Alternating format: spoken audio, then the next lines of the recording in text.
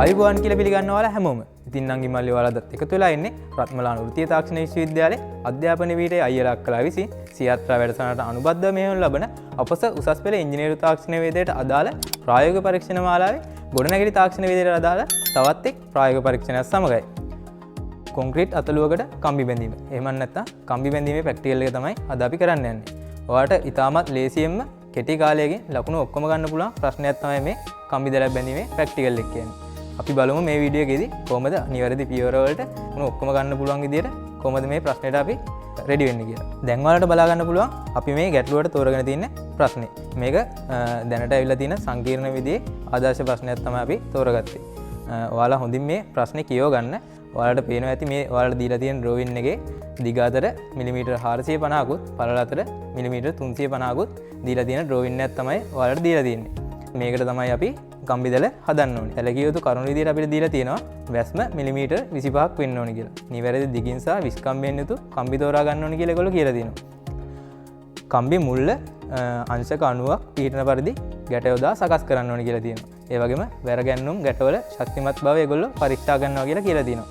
වැරගැන්නුම් ගැටවලට නිවැරදි ගැට පාවිච්චි කරන්න ඕනේ කියලා. ඒ වගේම නිර්මාණය කිරීම සඳහා උපදෙස් වල ඒගොල්ලෝ දීලා තියෙනවා. සපයා ඇති කම්බි අල්ලු දෙක A හා B එක් කෙලවර වැරගැන්නුම් මත හරි මැදින් සමබර වන පරිදි ගැටගසා සවි කරන්න ඕනේ කියලා. මෙන්න මේ ප්‍රශ්නේ තමයි අද අපි සාකච්ඡා කරන්න යන්නේ. හරි අපි දැන් බලමු අපිට මේ ප්‍රැක්ටිකල් එකට ඒගොල්ලෝ ලබා දෙන උපකරණ මොනවද කියලා. මුලින්ම දඟර වාහනේ කම්බි. මේගොල්ලෝ අපිට විවිධ පරිමාණ වලින් හා විවිධ විස්කම්බ වලින් මේ දඟර වාහනේ කම්බි දෙනවා. අපි ඒක ගැටලුවේ තියෙන ප්‍රශ්නෙට අනුව අපි හරි කම්බි මොනවද කියලා තෝරගන්න ඕනේ. ඒ වගේම ඒගොල්ලෝ අපිට මිනුම් පටියක් දෙනවා. මේ දඟර වාහනේ කම්බි වල එහෙම දිග මැන ගන්න අපිට මේක පාවිච්චි කරන්න පුළුවන්. ඒ වගේම එයාලා අපිට බයින්ඩින් කම්බි දෙනවා. මේ කම්බි පාවිච්චි කරලා තමයි අපි කම්බි දැල ගැට ගහගන්නේ. ඒ වගේම අපි කම්බි දැල ගැට ගහගන්න මෙන්න ඔය කම්බි කොක්කක් භාවිතා කරනවා. ගොඩක් වෙලාවට මේ ඔයගොල්ලන්ට මේ කම්බි කොක්ක හම්බෙන්නේ නැහැ ප්‍රැක්ටිකල් එකේදී. ගොඩක් වෙලාවට ඇණයක් ඔයගොල්ලන්ට හම්බෙන්න පුළුවන්. වාහනේ රූලක් අපිට හම්බෙනවා. මේ වාහනේ රූල පාවිච්චි කරලා අපිට පුළුවන් මේ ප්‍රැක්ටිකල් එකේ ගැටලුවට අදාළ ඩ්‍රෝවින් එක ඇඳ ගන්න අපිට. ඒ වගේම එයාලා අපිට මුළු මට්ටමක් ලබා දෙනවා. මේ මුළු මට්ටමෙන් පුළුවන් අපිට අපේ කම්බි දැලේ මුළු වල අංශක 90 හරියට තියෙනවද කියලා පරීක්ෂා කරගන්න. ඒ වගේම එයාලා අපිට අඬුවක් ලබා දෙනවා. මේ අඬුවෙන් අපිට පුළුවන් කම්බි දැලේ අනවශ්‍ය කම්බි නමලා ඉවත් කරගන්න සහ කම්බි කපා ගන්න.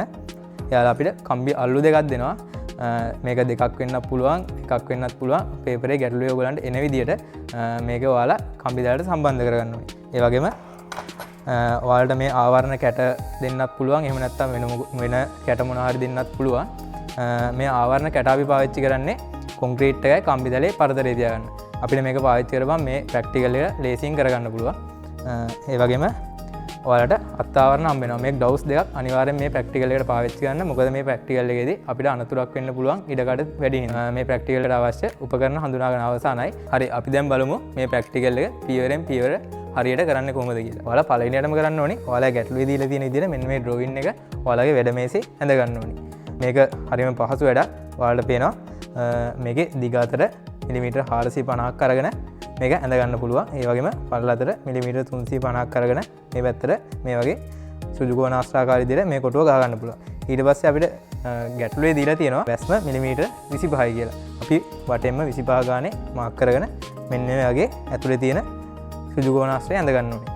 ඊට පස්සේ අපිට දීලා තියෙනවා මෙන්න මේ දුර මිලිමීටර් 100යි කියලා. ඒ වගේම මේ දුර වල් දෙක මාක් කරගෙන අපිට ඒ දෙකත් ඇඳ ගන්න පුළුවන්. ඊට පස්සේ මේ විදිහට මේක ඇඳගත්තට පස්සේ ඔයාලට තියෙන්නේ මේකට අදාළව කම්බි ටික අරගෙන කම්බි ටික නිවැරදිව තියලා මේක ගැට ගසාගෙන අපේ ප්‍රැක්ටිකල් ඉස්සරහට කරගෙන යන්න. ඔයාලට ගොඩක් වෙලාවට මෙන්න මේ ඩ්‍රෝවින් එක ඔයාලගේ වැඩ මේසේ ඇඳලා තියෙන්නත් පුළුවන්. බැරි වෙලා හරි මේක ඇඳලා තිබ්බේ නැත්නම් ඔයාලට ඇඳ ගන්න මේක ගැන පොඩි අයිඩියා එකක් තියෙන්න ඕනේ. හරි අපි දැන් බලමු කොහොමද මේ ප්‍රැක්ටිකල් එකේ ඉතුරු වැඩ ටික කරන්න කියලා. හරි අපි දැන් කරන්න ඕනේ මේ ඩ්‍රෝවින් එකට අදාළව අපි කම්බි තියාගන්න ඕනේ තැන් වලට මෙන්න මේ ආවරණ කැට හරියට තියාගන්න ඕනේ. මේ ආවරණ කැට වලින් අපි කරන්නේ කොන්ක්‍රීට් එකයි කම්බි දැලයි අතර පරතරයක් තියාගන්න. අපිට මෙන්න මේ විදිහට මේ පරතරය තියාගන්නත් පුළුවන්. එහෙම නැත්නම් පරතරය මදි වගේ නම් අපිට මේ පැත්ත පාවිච්චි කරන්නත් පුළුවන්. හරි අපි දැන් මේ ආවරණ කැට ටික නිවැරදිව තියාගමු.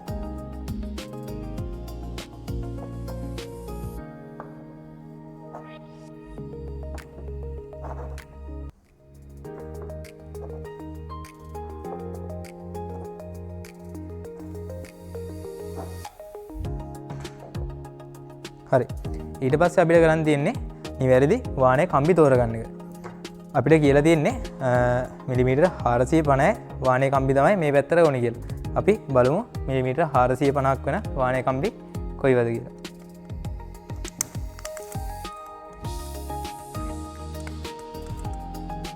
හරි, මේ තියෙන්නේ මිලිමීටර 450ක් වෙන වාණයේ කම්බි. අපිට ඒ වගේ වාණයේ කම්බි දෙකක් ඕනේ නවා. අපි ඒ වාණයේ කම්බි දෙක වෙන් කරලා තියාගමු. ඊට පස්සේ අපිට ඕනේ නවා මිලිමීටර 350ක් වෙන වාණයේ කම්බි හතරක්. අපි දැන් ඒක මැනලා බලාගමු 350ක් වෙන වාණයේ කම්බි මොනවද කියලා. මේ තියෙන්නේ 350ක් වෙන වාණයේ කම්බි. හරි, අපි දැන් නිවැරදි කම්බි තෝරගෙන තියෙන්නේ. අපි දැන් බලන්න ඕනේ මේ කම්බි වලින් මොන කම්බිද මේකේ කම්බි දැලේ යටින් තියන්නේ සහ මොන කම්බිද කම්බි දැලේ උඩින් තියන්නේ කියලා. අපි කම්බි දැලේ යටින් තියන්න පාවිච්චි කරන්නේ කෙටි පරායනයෙන් යුක්ත කම්බි. ඒ කියන්නේ දිගින් අඩු කම්බි. මේ දිගින් අඩු කම්බි අපි මේ කම්බි දැලේ මෙන්න මේ විදිහට අපේ ඩ්‍රෝවින් එකට අනුව තියාගන්න.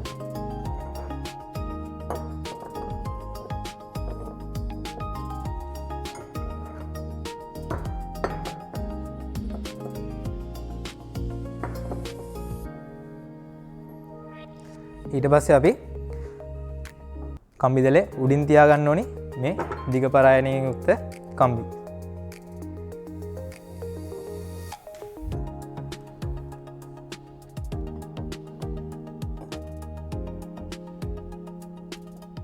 හරි, අපේ මේ ප්‍රැක්ටිකල් එකට අපිට දීලා තියෙන්නේ මිලිමීටර් 10 වාණයේ කම්බි තෝරගන්න කියලා.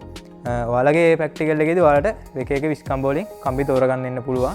එහෙම බැරි වෙලා හරි එක එක විස්කම්බ වලින් කම්බි තිබ්බොත් එහෙම ඔයාලා මේ විස්කම්බේ වැඩි කම්බි එහෙම නැත්නම් ඒවා හඳුන්වනවා ප්‍රධාන වැරගැන්නුම් කියලා.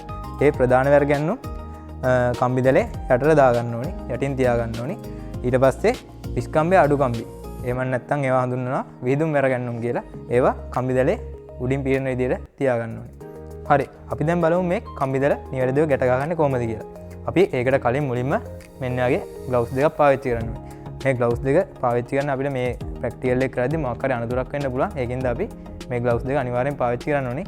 මේ වීඩියෝ එකේදී ඔයාලට මේක නිවැරදිව හරියට ගැට යොදන විදිහ පේන්න ඕනේ ඉඳ මම මේ ග්ලව්ස් දෙක දාගන්නේ නැහැ. ඔයාලා අනිවාර්යෙන් මේ ප්‍රැක්ටිකල් එකේදී මේ වගේ ග්ලව්ස් දෙකක් පාවිච්චි කරන්න. හරි, අපි මුලින්ම කරන්න ඕනේ දැන් මෙන්න මේ මුළු අංශ කණුවට තියනවාද කියලා බලා ගන්න ඕනේ ගැට ගන්න කලින්.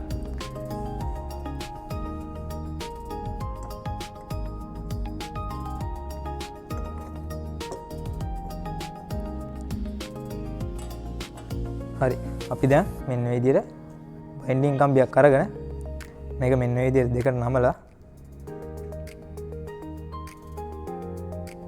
මෙන්න මේ විදිහට මේක ඇතුලෙන් දාගෙන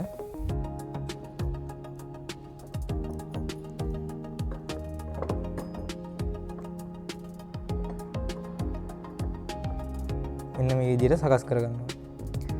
ඊට පස්සේ අපි සහායකයාගේ සහයෝගයත් ඇතුව මෙන්න වගේ කම්බි කටුවක් පාවිච්චි කරලා මේක මෙන්න මේ ආකාරයට තියලා මේ විදිහට අඹරලා හරියට ගැටේ යොදා ගන්න.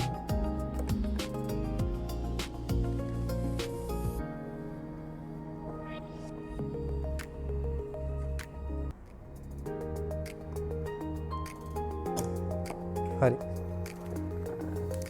ඔයාලට විභාගයට ගියාම මේ වගේ කම්බි කොක්ක හැම වෙලේම හම්බෙන්නේ නැති වෙන්න පුළුවන්. ඒකින්ද අපි තව ගැටයක් දාන ඉදිරිය බලමු මේ වගේ ඇණයක් පාවිච්චි කරලා. ඒකෙදි මේ වගේ බයින්ඩින් කම්බි අරගෙන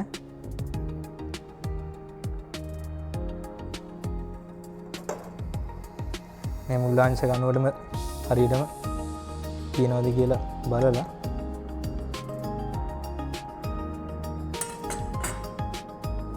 බයින්ඩින් කම්බිය ඉස්සෙල්ලා වගේම නමලා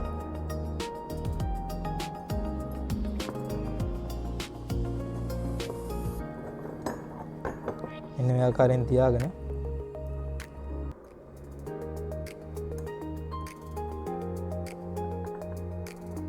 මේ විදිහට අඹරලා මේ ගැටේ දාගන්න.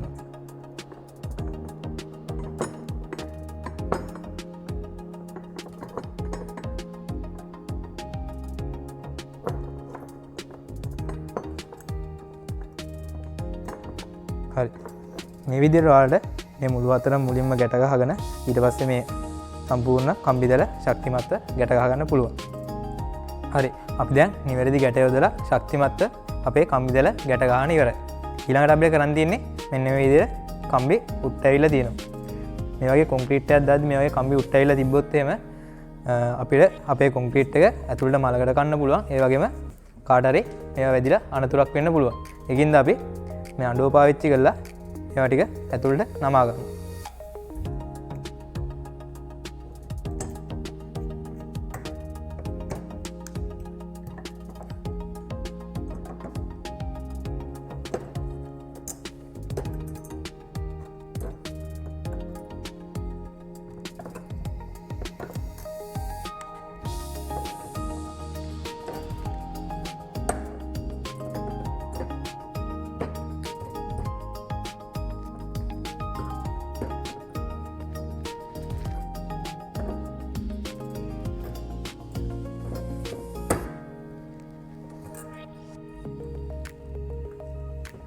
හරි මේ විදිහට මේ ටික නමාගත්තට පස්සේ අපි ගාව තියෙන්න ඕනේ ශක්තිවත් ගැට ගැසුණු මේ වගේ එල්ලීම් නැතුව හොඳට තියෙන කම්බි දැලා. මේකේ යට පැත්ත වලට බැලුවම පේනවා මේ එක් සැඩෙන් හැම කම්බියෙම ගැට ගහලා තියෙනවා. මේක නිවැරදි ගැට යොදුනාම මේ වගේ මේ හැඩය ඔයාලගේ කම්බි දැලේ අනිත් පැත්තට උබන් එන්න ඕනේ. හරි එහෙනම් අපිට තියෙන්නේ දැන් මේකේ අවසාන වැඩ කොටස කරන්න. ඒ කියන්නේ අපේ ගැටලුවේ දීලා තියෙනවා මෙන්න වගේ කම්බි අල්ලු දෙකක් මේ A හා B කියන කම්බිය උඩින් සමබරව මෙන්න මේ ආකාරයෙන් පීඨන විදියට ගැට ගන්න. අපි දැන් බලමු මේ කම්බි දෙක කොහොමද සම්බන්ධ කරන්නේ කියලා.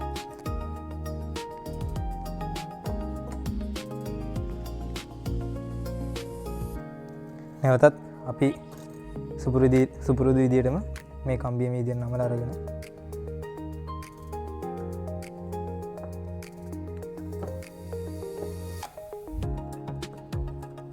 මේ විදියට දාලා කම්බි කටුව ආදාරයෙන්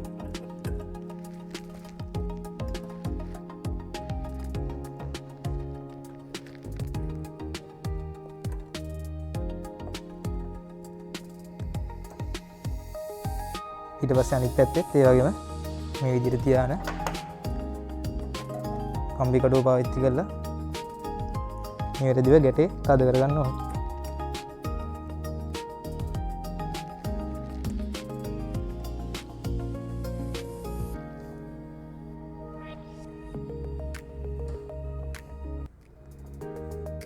හරි අපි දැන් මේ විදියට අල්ලු දෙකම සම්බරව පීඨන විදියට ශක්තිමත්ව තද කරගන්න ඕනේ. හරි අපි දැන් අපේ ප්‍රැක්ටිකල් එකේ සීලම වැඩ කරලා ඉවරයි. මෙන්න මේ විදියට කම්බි අල්ලු දෙකක් සම්බන්ධ කරලා ඉවරයි. මේක සම්බර වෙලා මේ විදියට අපිට උස්සන්න පුළුවන්. ඊට පස්සේ අපේ ප්‍රැක්ටිකල් එක ඉවරලා පරීක්ෂකවරයාට අපි කතා කරලා ප්‍රැක්ටිකල් එක කරලා ඉවරයි කියලා පෙන්වන්න කලින් අපි වැඩ කරපු වැඩ භූමිය අස් කළා අපි භාවිත කරපු උපකරණ පිළිවෙලකට තියලා තමයි පරීක්ෂකවරයාට කතා කරන්න ඕනේ. අපි මේ විදිහට ඒ ටිකත් පිළිවෙලට තියලා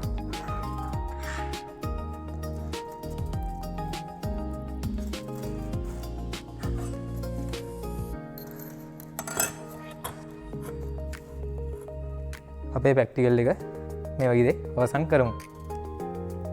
අපි අද මේ වීඩියෝ එකේ සාකච්ඡා කරපු විදිහට ඔයාලා මේ ප්‍රැක්ටිකල් එක නිවැරදිව හරියටම කරොත් ඔයාලට මේ ප්‍රැක්ටිකල් එකේ උපරිම ලකුණු ගන්න පුළුවන්. ඒ වගේම මේ ප්‍රැක්ටිකල් එකේ මොකක් හරි ගැටලුවක් හරි ඔයාලට අපැහැදිලි තැනක් හරි තියෙනවා නම් පහලින් කමෙන්ට් එකක් දාන්න යන්න අමතක කරන්න එපා. ඒ වගේම ඉංජිනේරු තාක්ෂණයේදී ඒ වගේම ජෛව පද්ධති තාක්ෂණයේදී ප්‍රායෝගික පරීක්ෂණ මාලාවක්ම ඔයාලට අපි ගේන්න බලාපොරොත්තු වෙනවා. එහෙනම් අපිත් එක්ක දිගටම රැඳී සිටින්න කියලා ආරාධනා කරනවා. ඔයාලා හැමෝටම සුබ දවසක්. ඊළඟ වීඩියෝ එකකින් නැවත හමු වෙමු.